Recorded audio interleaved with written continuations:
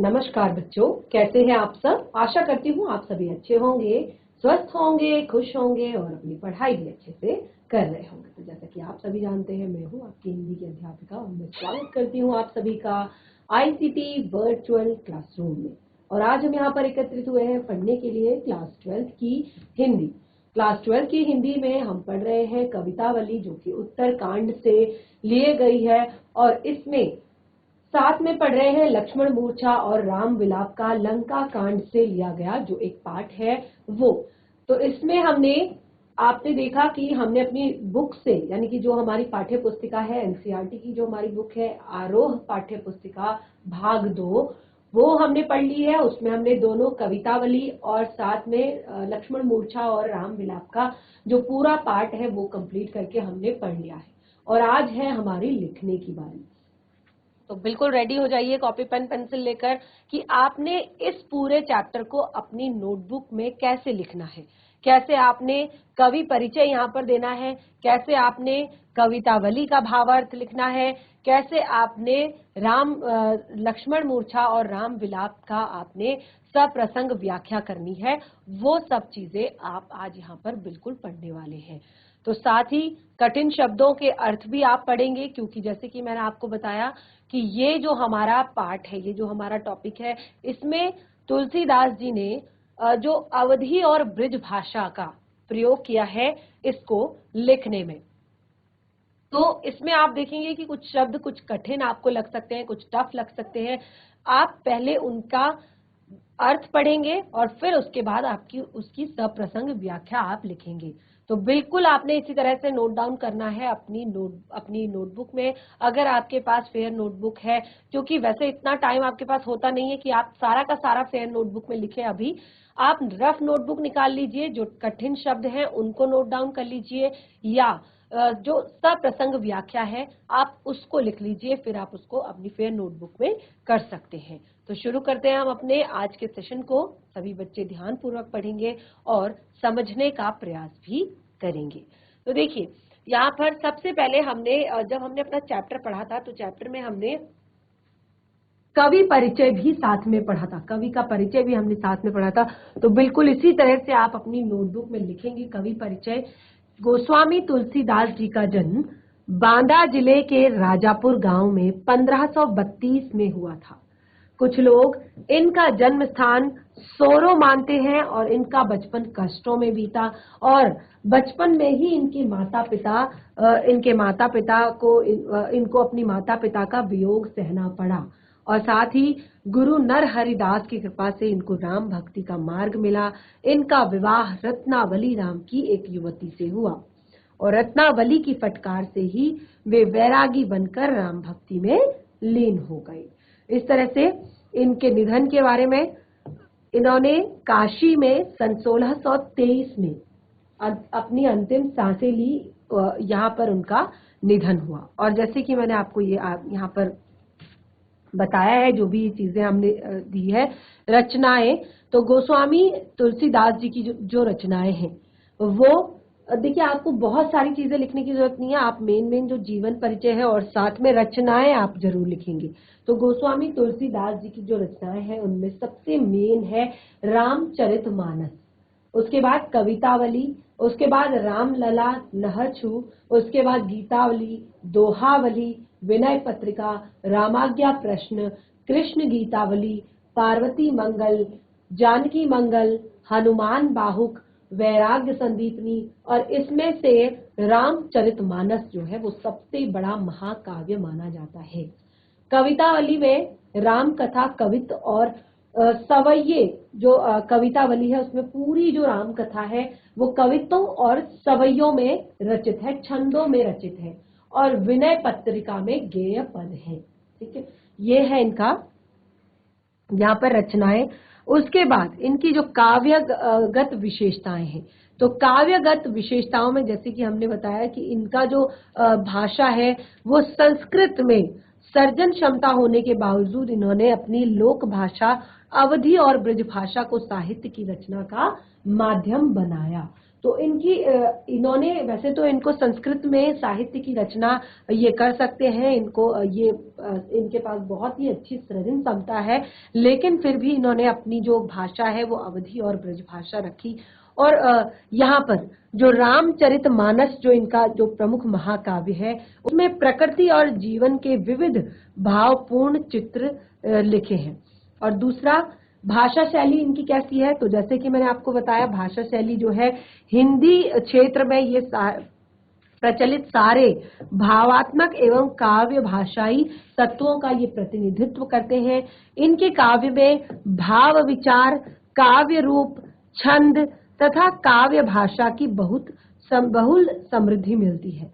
और ये अवधी तथा ब्रज भाषा की संस्कृति कथाओं में श्री कृष्ण, सीताराम, राधा कृष्ण की कथाओं को साधिकार करके अपनी अभिव्यक्ति का माध्यम बनाते हैं। और इन्होंने उपमा अलंकार के क्षेत्र में जो वैशिष्ट कालिदास की पहचान है, वही सांग रूपक के क्षेत्र में तुलसीदास की भी है। तो देखिए, ये तो हमने तुलसीदास जी के बारे में पढ़ा।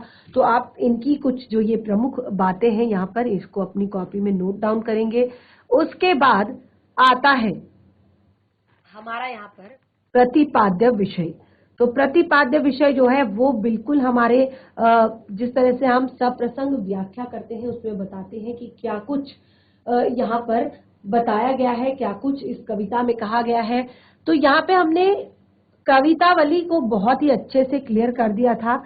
कवितावली का हमने सप्रसंग व्याख्या भी कर दिया था। अब उसके बाद आता है हमारा जो अगला टॉपिक है, वो है लक्ष्मण मूर्छा एवं राम विलाप। लक्ष्मण मूर्छा एवं राम विलाप। तो देखिए, बिल्कुल यहाँ पर आप बिल्कुल इसी तरह से आप लिखना शुरू करेंगे। सबसे पहले एक बार हम इसको पढ़ लेते हैं और उसके कठिन शब्दों को पढ़ेंगे, उसके बाद भावार्थ करेंगे। तब प्रताप उर राखी प्रभु, जेहु नाथ तुरंग, अस कही आय सुपाह पद, बद चलेऊ हनुमंत। भरत बाहुबल सील गुण, प्रभु पद प्रीति अपार, मन मजु जात सराहत, पुनि पुनि पवन कुमार। तो देखिए, पहली लाइन से ही हम कठिन शब्दों को लिखेंगे, उसके बाद भावार्थ पर चर्चा करेंगे। तब अर्थ है तुम्हारा या आपका। प्रताप का अर्थ होता है यश, कीर्ति। उर का अर्थ होता है हृदय। राखी का अर्थ होता है रखकर। तब प्रताप उर राखी प्रभु, जेहु नाथ तुरंग। जेहु अर्थात जाऊंगा, नाथ अर्थात स्वामी, अस अर्थात इस तरह। अस कही आयसु पाह पद। अस का अर्थ होता है इस तरह, आयसु का अर्थ होता है आज्ञा, पाड़ का अर्थ होता है, पाह का अर्थ होता है पाकर, पद का अर्थ होता है चरणों में, पैरों में, बदी चले हनुमंत अर्थात वंदन करके, वंदना करके, प्रार्थना करके, वंदन करके, प्रार्थना करके। भरत बहुबल सील गुण। बहु का अर्थ होता है भुजा, सील का अर्थ होता है सद्व्यवहार। ठीक है, सीलता कितनी है उसके अंदर। गुण का अर्थ होता है गुण। प्रीति का अर्थ होता है प्रेम। अयार का अर्थ अपार का अर्थ होता है अधिक। भरत बाहुबल सील गुण, प्रभु पद प्रीति अपार। मन महु जात सराहत, महु अर्थात मैं, मन का अर्थ आप जानते हैं, मन महु जात सराहत। पुनि पुनि पवन कुमार। सराहत अर्थात बड़ाई करते हुए, सराहना करते हुए। पुनि पुनि अर्थात फिर। पवन कुमार का अर्थ होता है पवन कुमार अर्थात हनुमान जी। अब देखिए व्याख्या, आप प्रसंग किस तरह से लिखेंगे। तो देखिए, प्रसंग आपको बिल्कुल वैसे ही लिखना है। प्रस्तुत काव्यांश हमारी पाठ्य पुस्तक आरोह भाग 2 में संकलित लक्ष्मण मूर्छा और राम विलाप के प्रसंग से ली गई है। यह प्रसंग रामचरितमानस के लंका कांड से लिया गया है। बिल्कुल एक एक चीज आप लिखेंगे। सबसे पहले तो आप अपनी बुक का नाम, अपनी पाठ्य पुस्तिका का नाम लिखेंगे कि प्रस्तुत काव्यांश हमारी पाठ्य पुस्तिका आरोह भाग 2 में संकलित, आरोह भाग 2 में संकलित लक्ष्मण मूर्छा और राम विलाप का से लिया गया है। और यह प्रसंग रामचरितमानस के लंका कांड से लिया गया है। इसके रचयिता तुलसीदास जी हैं। और क्या कुछ इसमें बताया गया है कि इस प्रसंग में या इस काव्यांश में लक्ष्मण के मूर्छित होने तथा हनुमान जी द्वारा संजीवनी बूटी लाने और भरत से मुलाकात होने का वर्णन किया गया है। जैसे कि मैंने आपको पहले भी एक्सप्लेन किया था, ठीक है, कि जब रामचंद्र जी लक्ष्मण को जब मूर्छा लगी थी तो हनुमान जी को भेजा गया था संजीवनी बूटी लाने के लिए। संजीवनी बूटी लाने के लिए जब हनुमान जी गए तो क्या होता है कि वहां पर उनको नहीं पता चलता कि इसमें से संजीवनी बूटी कौन सी है। तो वो क्या करते हैं, पूरा पहाड़ ही अपने हाथ पर रखकर ले आते हैं। और ये सब देखकर जब भरत उन्हें देखते हैं, उन्हें लगता है कि जरूर ये कोई राक्षस है जो इस तरह से पहाड़ उठाकर अब कुछ उपद्रव करना चाहता है। तो उन्होंने हनुमान जी को नीचे उतारा और उनसे बात की। तो वहां पर जो उनकी मुलाकात हुई उसमें क्या कहा है, व्याख्या, हे नाथ, हे प्रभु, मैं आपका प्रताप यानी कि आपकी कीर्ति को, आपके यश को हृदय में रखकर तुरंत यानी कि समय से वहां पहुंच जाऊंगा। ऐसा कहकर और भरत जी से आज्ञा लेकर एवं उनके चरणों की वंदना करके हनुमान जी वहां से चले गए। क्योंकि भरत के बाहुबल, शील स्वभाव तथा प्रभु के चरणों में उनकी अपार भक्ति को मन में बार बार सराहते हुए हनुमान जी संजीवनी बूटी लेकर लंका की ओर चल रहे थे। जब हनुमान जी वहां पर उतरे तो उन्होंने क्या देखा, उन्होंने देखा कि किस तरह से जो यहाँ पर भरत है वो रामचंद्र जी की पूजा में लगे हुए हैं, रामचंद्र जी की सेवा में लगे हुए हैं। तो उन्होंने क्या किया, उन्होंने हनुमान जी ने उनसे कहा कि मैं आपके यश, आपकी कीर्ति का जो गुणगान है उसको अपने मन में लेकर मैं तुरंत ही वहां पहुंचता हूं। क्योंकि भरत को बहुत चिंता हो गई कि हनुमान जी जो संजीवनी बूटी लेकर जा रहे थे लक्ष्मण को जिलाने के लिए, उनको जीवित करने के लिए पुनः। तो उन्होंने कहा कि आप जल्दी जाइए। तो यहाँ पर हनुमान जी ने कहा कि हनुमान जी ने जब देखा उनका बाहुबल यानी कि वो कितने शक्तिशाली है, उनका सील स्वभाव यानी कि उनका जो मृदुल स्वभाव था, और साथ ही उनके चरणों में प्रभु के चरणों में यानी कि भगवान राम के चरणों में उनकी अपार भक्ति को मन में बार बार सराहते हुए, उसकी सराहना करते हुए वो संजीवनी बूटी लेकर लंका की तरफ चले जाते हैं। तो इस तरह से यहाँ पर देखिए, जब आपको ये आएगा एग्जाम में, इसी तरह से आपको एक काव्यांश आता है एग्जाम में, और फिर उस काव्यांश से जुड़े हुए कुछ प्रश्न आपके आते हैं।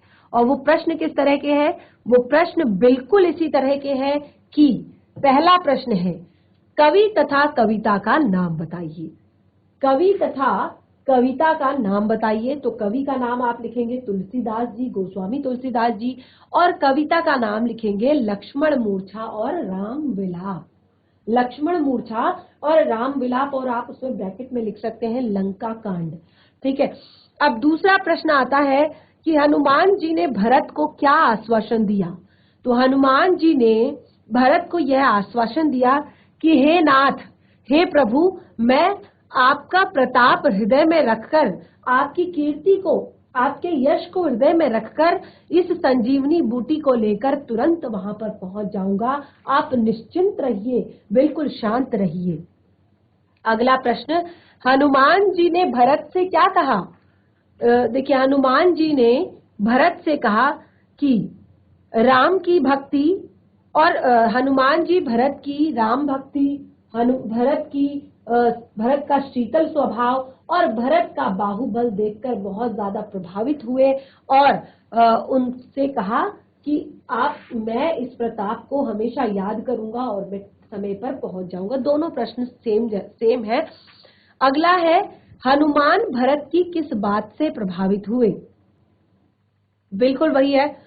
तो यहाँ पर उन्होंने कहा जो राम भक्ति थी, शीतल स्वभाव था और उनके बाहुबल से वो प्रभावित हुए। अगला है, हनुमान जी ने संकट में धैर्य नहीं खोया। हनुमान जी ने संकट में धैर्य नहीं खोया, तो वे वीर और धैर्यवान थे, स्पष्ट कीजिए। तो देखिए, जैसे कि जब लक्ष्मण को मूर्छा लगी थी, लक्ष्मण को मूर्छा लगी तो सारे जितने भी वानर थे, जितने भी, यहाँ तक कि जो भगवान है, जो स्वयं पुरुषोत्तम है, जो स्वयं सबकी पीड़ाओं को हरने वाले हैं, आज वो एक मनुष्य की तरह विलाप कर रहे हैं, एक आम इंसान की तरह विलाप करने लगे हैं। तो ऐसे में हनुमान जी ने अपना धैर्य नहीं खोया। इस संकट की घड़ी में वो विलाप करने के बजाय इस चीज के लिए, यानी कि मैं कैसे लक्ष्मण को जल्दी से जल्दी ठीक करूं, कैसे मैं उनके प्राणों को बचाऊं, इसके लिए वो संजीवनी बूटी लेने के लिए निकल पड़े। और इससे हमें स्पष्ट होता है कि हनुमान जी वीर होने के साथ साथ धैर्यवान भी हैं। अगला है, उहा उरलाई लक्ष्मण निहारी, बोले वचन मनुज अनुसारी, अर्ध रात्रि गई कपि नहीं आयहु, राम उठाई अनुज उरलायहु। सकल न दुखित देख मोहि काहू, बांधु सदा तब मृदुल सुभाऊ, सो अनुराग कहाँ अब भाई, उठहु न सुनि मम बचन बिलकाई। जो जनतेउ बंधु बछोहू, पिता बचन मनतेहु नहीं ओहू। तो देखिए, यहाँ पर ये एक्सप्लेन तो मैंने आपको पहले भी कर दिया था, लेकिन जैसे कि मैंने आपको बताया बहुत ही सारे कठिन शब्द हैं इसमें। उहा का अर्थ होता है वहां, लक्ष्मणाही अर्थात लक्ष्मण को, निहारी अर्थात देखकर, मनुज अर्थात मनुष्य, अनुसारी अर्थात समान, मनुष्य के समान, राति अर्थात रात, कपि, कपि का अर्थ होता है बंदर या हनुमान, आयहू अर्थात आया, अनुज अर्थात छोटा भाई। उर का अर्थ होता है हृदय, सकटु का अर्थ होता है सके, दुखित का अर्थ होता है दुखी, मोह का अर्थ होता है मुझे, काऊ का अर्थ होता है किसी, तव का अर्थ होता है तेरा, मृदुल का अर्थ है कोमल, स्वभाव का अर्थ है स्वभाव, मम का अर्थ है मेरा, हित का अर्थ है भला, और तजहु का अर्थ होता है त्याग, सहेहु का अर्थ होता है सहन करना, विपिन का अर्थ होता है जंगल, हिम का अर्थ है बर्फ, आतप का अर्थ होता है धूप, बाता का अर्थ होता है पवन या तूफान या हवा, सो का अर्थ होता है वह, अनुराग का अर्थ होता है प्रेम, वच का अर्थ होता है वचन, विकलाह का अर्थ होता है व्याकुल होना, जो का अर्थ होता है यदि, जनतेव का अर्थ होता है जानता, विछोहू का अर्थ होता है बिछड़ना या वियोग में रहना, मनतेव का अर्थ होता है मानता, अगेहू अर्थात उस। तो देखिए, बिल्कुल जो प्रसंग है वो आप इसी तरह से लिखेंगे जैसे आपने पहले लिखा है। प्रस्तुत काव्यांश हमारी पाठ्य पुस्तक आरोह भाग 2 से ली गई, 2 में संकलित या 2 में संकलित लक्ष्मण मूर्छा और राम विलाप के प्रसंग से लिया गया है। यह प्रसंग रामचरितमानस के लंका कांड से लिया गया है। इसके रचयिता तुलसीदास जी हैं। इस प्रसंग में लक्ष्मण को मूर्छा लगने पर राम के करुण विलाप का वर्णन किया गया है। देखिए, इसमें आप प्रसंग में थोड़ा बहुत चेंज करेंगे, क्योंकि जो दोहा या पद या छंद जो यहाँ पर दिए गए हैं, तो उनमें क्या है कि हर एक अलग अलग चीज को बताया गया है। जैसे पहले वाले में रामचंद्र जी, भरत और हनुमान जी के विषय में बताया था, और जो नेक्स्ट यहाँ पर हमारा काव्यांश है, इसमें बताया गया है कि जब लक्ष्मण को देखकर रामचंद्र जी किस तरह से करुण विलाप करते हैं, एक आम इंसान की तरह, एक सामान्य जन की तरह। तो देखिए, एग्जाम्पल या व्याख्या जो है वो हमने बहुत अच्छे से पढ़ ली थी कि लक्ष्मण जी को निहारते हुए रामचंद्र जी एक सामान्य व्यक्ति की भांति, एक सामान्य इंसान की तरह विलाप कर रहे हैं और कह रहे हैं कि आधी रात बीत चुकी है, अब तक हनुमान जी नहीं आए। और उन्होंने लक्ष्मण को उठाकर अपने सीने से लगा लिया और कहा कि तुम मुझे कभी दुखी नहीं देख पाते थे। हे भ्राता, तुम्हारा स्वभाव हमेशा कोमल और विनम्र रहा है और तुमने मेरे लिए माता पिता को तक त्याग दिया। जंगल की जो ठंड है, धूप है, आंधी है, तूफान है, उस सबको सहन किया। हे भाई, वह तुम्हारा अब प्रेम कहाँ गया? अब वो प्रेम तुम मुझे क्यों नहीं दिखाते हो? क्या तुम्हें मेरी ये व्याकुलता, मेरा ये दर्द दिखाई नहीं देता है? और वो कहते हैं यहाँ पर कि यदि मैं जानता होता, यदि मुझे पता होता कि वन में आकर मुझे तुम्हारा वियोग सहना पड़ेगा, तुम्हारा बिछोह सहना पड़ेगा, तो मैं अपने पिता के वचनों को कभी नहीं मानता। तो जैसे कि मैंने आपको पहले भी बताया था कि रघुकुल रीति सदा चली आई, प्राण जाई पर वचन न जाई। जो रघुकुल है, जहाँ पर भगवान राम ने जन्म लिया है, वहां पर एक रीति इस तरह की है कि वहां पर लोग प्राणों की आहुति दे देते हैं, लेकिन वचन को नहीं तोड़ते। वो वचन तब तक निभाते हैं जब तक उनके प्राण आखिरी दम तक वो अपने वचन को निभाते हैं। तो क्योंकि यहाँ पर राजा दशरथ ने रानी कैकेयी को दो वचन यहाँ पर मांगे थे, दो वचन मांगने को कहे थे, तो रानी कैकेयी, देखिए ये उस समय की बात है कि जब एक बार राजा दशरथ युद्ध भूमि में गए थे और उनके साथ रानी कैकेयी भी थी। तो रानी कैकेयी उनके साथ उनके सहयोगी के रूप में गई हुई थी और जब देखा कि उनका जो रथ है वो मिट्टी में धंस चुका था और उसकी जो नट होती है, कील होती है, वो निकल चुकी थी, तो रानी कैकेयी ने महाराज दशरथ के प्राणों की रक्षा के लिए, क्योंकि अगर रथ धंस जाता तो उनको जो दुश्मन थे वो तीरों से मार सकते थे, उनको रणभूमि में मृत्यु उनकी हो सकती थी। लेकिन रानी कैकेयी ने क्या किया कि जहां पर वो नट फंसाया जाता है, जो रथ का पहिया होता है, उसका जो नट होता है, वहां अपनी उंगली डाल दी और इस तरह से वो रथ जो है बिल्कुल निकल गया और धंस नहीं पाया और राजा दशरथ के प्राणों की रक्षा हो गई। तो जब ये सारी बातें राजा दशरथ को पता चली तो राजा दशरथ ने उनसे कहा कि आज मैं आपकी इस एक तरह से पति भक्ति कहें या उससे मैं बहुत ज्यादा प्रसन्न हूँ, मैं बहुत ज्यादा खुश हूँ, तो आप मुझसे कोई भी दो वरदान मांग सकती हैं, कोई भी दो वचन ले सकती हैं।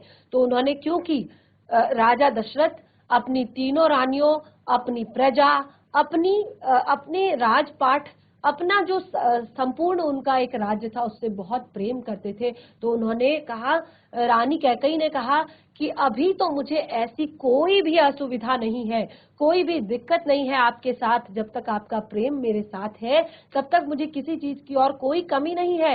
लेकिन हे राजन, वक्त आने पर मैं आपसे अपने ये दो वचन जरूर लूंगी। तो उन्होंने कहा ठीक है।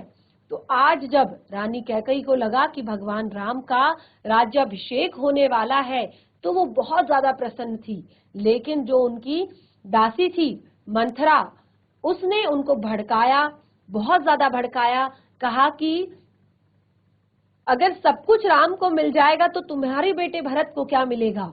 तो उन्होंने जब इस तरह से भड़काया तो यहाँ पर क्या हुआ कि रानी कैकेयी क्रोधित होकर कोप भवन में चली गई। जब कोप भवन में गई तो राजा दशरथ जब उन्हें ढूंढने लगे तो राजा दशरथ ने कहा कि रानी कैकेयी आपको क्या हुआ। उन्होंने कहा कि मुझे मेरे वो दो वचन चाहिए जो वर्षों पहले आपने मुझे लेने के लिए कहे थे। आज मैं अपने उन वचनों को लेना चाहती हूँ, जिस वचन में पहला वचन आपका है कि रामचंद्र जी को 14 वर्ष का भरत का राज्याभिषेक होना चाहिए और दूसरा वचन है कि रामचंद्र जी को 14 वर्ष का वनवास होना चाहिए। तो यहाँ पर अब राजा दशरथ बिल्कुल भी अपनी बात से टस से मस नहीं हो सकते थे। उन्होंने कहा कि तुम इन दो वचनों को छोड़कर कोई सा भी वचन मांग लो, कोई भी कुछ भी मांग लो, संसार की कोई भी चीज मांग लो, भले ही मेरे प्राण क्यों ना मांग लो, मैं वो भी देने के लिए तैयार हूं, लेकिन मैं ये नहीं कर सकता। फिर भी रानी कैकेयी नहीं मानी और फिर लास्ट में वही हुआ जो आप सभी को विदित है कि रामचंद्र जी 14 वर्ष के वनवास पर गए और भरत जो है राजगद्दी पर बैठे, यानी कि भरत का राज्याभिषेक किया गया लेकिन उन्होंने गद्दी को नहीं संभाला। तो यहाँ पर जब रामचंद्र जी अंत लास्ट में जब इतनी बड़ी बात थी तो रामचंद्र जी अपने भाई के वियोग में, अपने भाई के दुख में यहाँ तक कह देते हैं, कहते हैं कि अगर मुझे पता होता कि वन में आकर मुझे अपने भाई से वियोग, भाई का विछोह सहन करना पड़ेगा, भाई का वियोग सहन करना पड़ेगा, तो मैं अपने पिता की बात को कभी भी नहीं मानता। तो इस तरह से इसका हमने भावार्थ बिल्कुल क्लियर कर दिया है।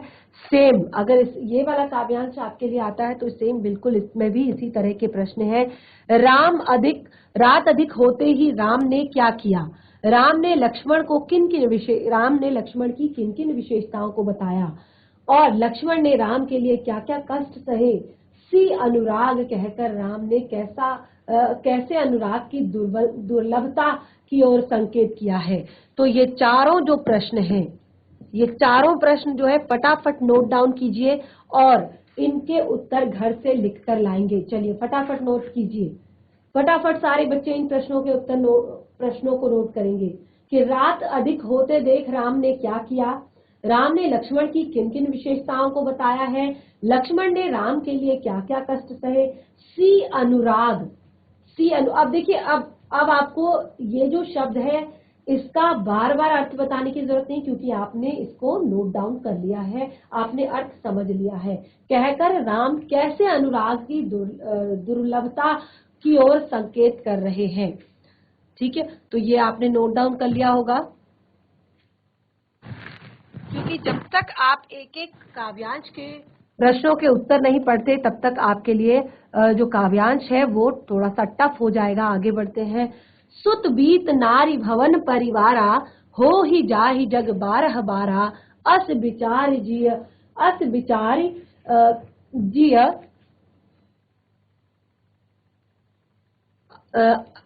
विचार जिय जागहु ताता, मिलई न जागत सदोहर भ्राता, जथा पंख बिनु खग अति दीना, जथा पंख बिन खग अति दीना, मनि बिनु फनी करिब बर की जीना, अस मम जीवन बंधु बिन तोही, जो जड़ दैव जिरवाहे वोही, जय वहु अवध कवन मोहलाई, नारी हेतु प्रिय भाई गवाई, बरु अपजस सतेहु जग माही, नारी हानि विशेष क्षति नाही। देखिए, सुत बित नारी भवन परिवारा, बित का अर्थ होता है धन, नारी का अर्थ होता है स्त्री या पत्नी, हो ही का अर्थ होता है आते हैं, जाही का अर्थ होता है जाते हैं, जग का अर्थ संसार, 12 का अर्थ होता है बार बार, अस ऐसा या इस तरह, बेचारी अर्थात सोचकर विचार करके, जी अर्थात मन में, ताता अर्थात भाई के लिए संबोधन, ताता, ठीक है।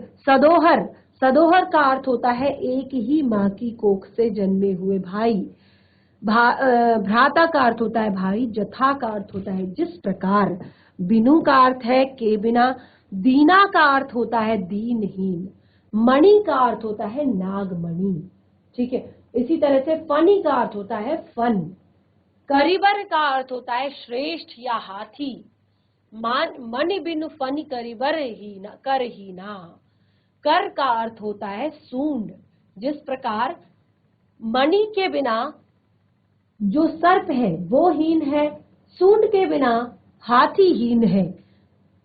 हीन का अर्थ होता है रहित, मम का अर्थ होता है मेरा, जीवन का अर्थ होता है जीवन, बंधु का अर्थ है भाई, तोही का अर्थ है तुम्हारे, जो का अर्थ होता है यदि, जड़ का अर्थ है कठोर, वैव का अर्थ होता है भाग्य, जीवावे का अर्थ होता है जीवित रखे, मोही का अर्थ होता है मुझे, जयहू का अर्थ होता है जाऊंगा, कवन का अर्थ होता है कौन, मुह का अर्थ है मुख, हेतु का अर्थ है के लिए, गवाड़ का अर्थ होता है खोलकर, बरु का अर्थ होता है चाहे, अयजस का अर्थ होता है अपयस, सतेहु अर्थात सहन करना, सहतेहु, माह का अर्थ होता है मैं, विशेष का अर्थ होता है खास, क्षति का अर्थ होता है नुकसान। तो इस तरह से पूरा जो काव्यांश हमने यहाँ पर पढ़ा, इसके सारे के सारे शब्दार्थ हमने कर लिए हैं। अब आता है हमारा यहाँ पर सप्रसंग व्याख्या। तो देखिए प्रसंग बिल्कुल उसी प्रकार है, थोड़ा सा यहाँ पर चेंज होगा कि जब राम विलाप का वर्णन है आप लिखेंगे तो आप यहाँ पर कहेंगे कि व्याख्या में आप लिखेंगे संसार में पुत्र, धन, स्त्री, भवन, परिवार बार बार मिल जाते हैं। ठीक है, ये सारी चीजें क्या होती है, बार बार मिल जाती है, लेकिन संसार में सगा भाई जो है दोबारा नहीं मिलता। विचार करके हे तात तुम जाग जाओ, ये सोचकर हे मेरे भाई तुम जाग जाओ। ठीक है, और हे लक्ष्मण, जिस प्रकार पंख के बिना पक्षी, मणि के बिना सांप, सूंड के बिना हाथी अत्यंत दीनहीन हो जाते हैं, उसी प्रकार मेरा जीवन भी तुम्हारे बिना व्यर्थ है। यदि तुम्हारे बिना, यदि भाग्य ने मुझे जीवित रखा तो मैं पंख विहीन पक्षी, मणि विहीन सांप और सूंड विहीन हाथी के समान हो जाऊंगा। और राम चिंता करते हैं कि अब वे अयोध्या कौन सा मुंह लेकर जाएंगे, वो क्या जवाब देंगे अयोध्या वासियों को। तो ये सारी चीजें हमने इसमें पढ़ी। अब हमारा जो नेक्स्ट अगला जो हमारा पाठ है काव्यांश है, इसका अर्थ बिल्कुल अब आपको थोड़ा बहुत सारी चीजें क्लियर हो चुकी होंगी। तो यहाँ पर से आप इसके कठिन शब्दों को नोट डाउन करेंगे और इसकी सप्रसंग व्याख्या करेंगे। नेक्स्ट सेशन में हम इसको आगे कंटिन्यू करेंगे और साथ ही पाठ से जुड़े हुए प्रश्न उत्तर भी करेंगे। तो आज का सेशन हमारा यहीं पे समाप्त होता है। तब तक के लिए धन्यवाद। आपका दिन शुभ हो।